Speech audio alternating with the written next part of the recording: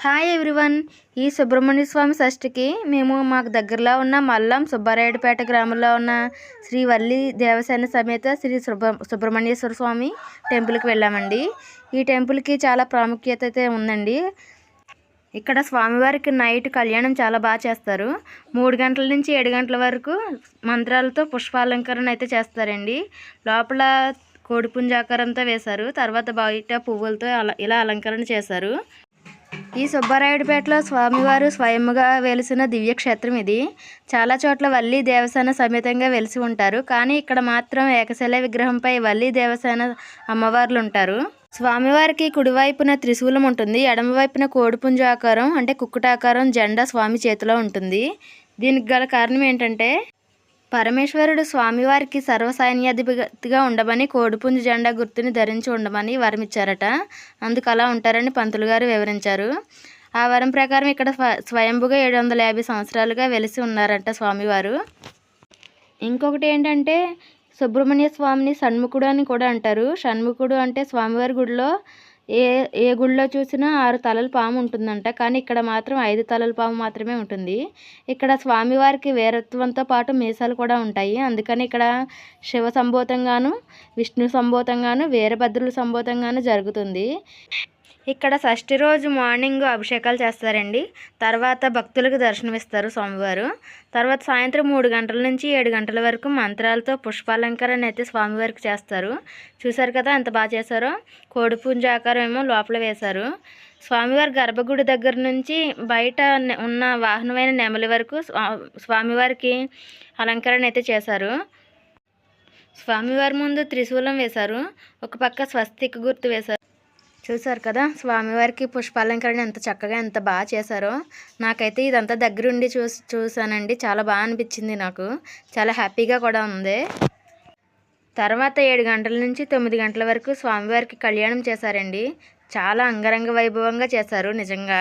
మేమైతే ఎప్పుడు షష్ఠికి వచ్చి దర్శనం చేసుకుని తీర్థం చూసుకుని వెళ్ళిపోయేవాళ్ళం, కానీ ఇప్పుడు మాత్రం ఈ కళ్యాణానికి ఉన్నాము. నిజంగా చాలా బాగా చేశారండి కళ్యాణం.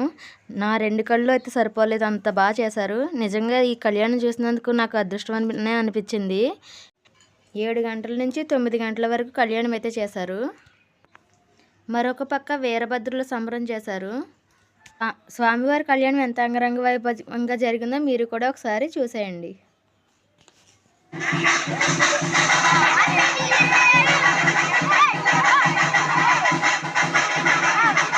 त्वमेव प्रत्यक्षस्तत्त्वमसि त्वमेव केवलं कर्तासि त्वमेव केवलं कर्तासि त्वमेव सर्वं कल्विदं प्रभासि त्वं साक्षादात्मासि नित्यम् अर्थं वच्मि सत्यं वच्मि तव त्वं मां अववक्तारो अवसोदारो अवधातारो अवधातारो अवानुजाभिष्यं अवश्चात्तात् अवपुरस्तात् अवचोर्ध्वात्तात् अवाधरात्तात् सर्वतो मां याहि पाहि नमस्त्वं ब्रह्ममयः त्वं सच्चिदानन्दादिदेवसि त्वं प्रत्यक्षं ब्रह्मासि त्वं ज्ञानाय विज्ञानमयोऽसि सर्वं जगति तद्वत्तो जायते सर्वं जगति तद्वत्तस्तिष्ठति सर्वं जगति तद्वयलयमेष्यति त्वं भूमिराभूणलोनिलो नभः त्वं चत्वारि वाक्पदानि त्वं गुणत्रयादीदः त्वं देहत्रयादीदः त्वं कालत्रयादीदः त्वं मूल. చూసారు కదా కళ్యాణం ఎంత చక్కగా చేశారో. ఇప్పుడు వీరభద్రుల్ని పరమేశ్వరుని పాన్పు వేయడానికి తీసుకెళ్తున్నారండి, వీరభద్రులు సంబరం చేయడానికి. ఎవ్రీ ఇయర్ పానుపు అయితే వీళ్ళింట్లోనే వేస్తారంట. చూడండి వీరభద్రులకు పానుపు ఎలా వేస్తున్నారో మీరే చూడండి. ఇక్కడైతే మాత్రం చాలా ఘనంగా వీరభద్రుల సంబరం చేశారండి. ఇంకా నేను పూర్తి వీడియో అయితే తీయడానికి మా పిల్లలతో కుదరలేదు. చాలా బాగా అయితే చేశారు నిజంగా సంబరం. ఇలా సంబరం చేసిన తర్వాత గుడికి తీసుకెళ్ళి అప్పచెప్పారు.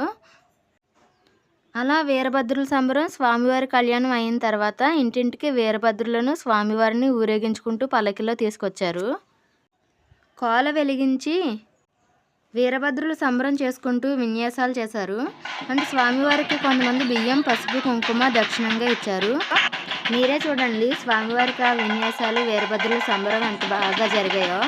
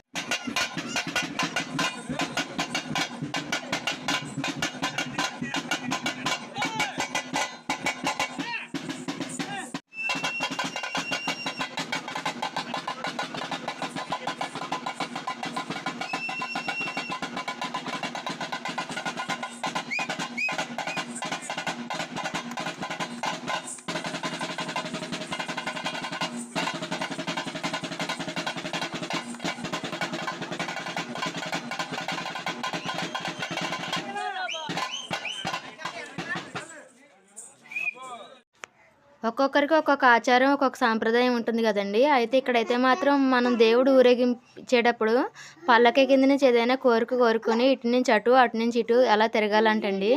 నేను కూడా కోరుకుని అయితే తిరిగాను. ఆ కోరిక ఏంటి నెరవేరిన తర్వాత నెక్స్ట్ ఇయర్ వీడియోలో మళ్ళీ మీకు చెప్తాను. అలా లాస్ట్లో మొత్తం ఊరేగించుకుంటూ లాస్ట్లో రామాలయం దగ్గర ఊరి జనం అంతా మొత్తం సంబరంగా చేసుకున్నారండి. ఈ ఊరి జనం ఏ పండగకి వచ్చినా రాకపోయినా ఈ షష్ఠి మాత్రం ఎక్కడెక్కడ ఉన్న వాళ్ళైనా సరే అందరూ వచ్చి పెద్ద గొప్పగా ప్రబలంగా చేస్తారు. అలా స్వామివారిని ఊరేగించుకుంటూ మొత్తం ఊరి చివర ఉన్న శివాలయంలోని అప్పగించారు. ఇంతకీ ఈ ఆలయం విశిష్టత ప్రాముఖ్యత ఏంటంటే ఎస్పెషల్గా సంతానం లేని వారు వివాహం కాని వారు ఈ ఆలయం సుబ్రహ్మణ్య స్వామి షష్ఠి ముందు రోజు నైటు నాగుల చీర ధరించి నిద్రించిన తర్వాత మరుసటి రోజు ఫ్రెష్ అయిన తర్వాత సుబ్రహ్మణ్య స్వామి వారికి అభిషేకం వారి చేతుల మీదుగా చేయిస్తారండి. అలా చేయించిన తర్వాత ప్రసాదంగా ఇచ్చిన పరమాన్నం తీసుకుంటారు. తర్వాత ఒక 6 వారాలు సుబ్రహ్మణ్య స్వామికి అభిషేకం చేయించుకుంటారు. తర్వాత చాలామంది నేను విన్నది ఏంటంటే నిజమైంది సంతానం కలిగారని నేను విన్నానండి. నిజంగా మా రిలేటివ్స్లోనే 2-3కి సంతానం కలగడం కూడా నేను చూశాను. మా రిలేటివ్స్లో ఒక ఆయనకైతే పాప పుట్టిందండి. ఆ పాపకి దేవుని పేరు పెట్టుకుని వెండి వస్తువుని దేవుడికి గిఫ్ట్గా ఇచ్చారు. అండ్ ఉద్యోగానికి వ్యాపారానికి సంతానానికి కూడా మొక్కుకున్న వాళ్ళు అయితే చాలామంది ఉన్నారు. అలా జాబ్ కూడా వచ్చింది అయితే నేను కూడా చూశాను. నిజంగా సంతానం గురించి అయితే మాత్రం ఎస్పెషల్గా చాలా బాగా అవుతుందండి. ఇక్కడ ఒక్కొక్కరికి ఒక్కొక్క నమ్మకం అయితే ఉంటుంది కదండి. అలా మనం నమ్మకంగా చేస్తే కనుక నిజమయ్యే అవకాశం అయితే ఉంది. ఇంకా తర్వాత దేవుడి దయ అయితే ఉంటుంది ఖచ్చితంగానే. మీలో ఎవరైనా ఈ స్వామివారి దర్శనం చేసుకోవాలనుకుంటే కనుక తప్పకుండా చేసుకోండి. ఈ టెంపుల్కి ఎలా వెళ్ళాలంటే సోమలకోట నుంచి కొంచెం దగ్గరగా అనిపిస్తుంది. ఓకే, ఇలా మేము షష్ఠికి వచ్చి తర్వాత కళ్యాణం కూడా చూసామండి. ఇదంతా చూస్తున్నందుకు మాకైతే చాలా హ్యాపీగా ఉంది. అని చూడండి, మా హస్బెండ్ మా పాప కూడా చాలా హ్యాపీగా ఫీల్ అయ్యారు. మేమంతా రిలేటివ్స్తో కలిసి చాలా బాగా ఎంజాయ్ చేసామండి. నిజంగా కళ్యాణాన్ని, వీరభద్రుల సంబరం అండ్ వాళ్ళ విన్యాసాలు, అభిషేకాలు అవి దగ్గరుండి చూసాము. నిజంగా చాలా హ్యాపీ అనిపించింది. నిజంగా మీలో ఎవరైనా కనుక చూడాలనుకుంటే ఒకసారి చూడండి.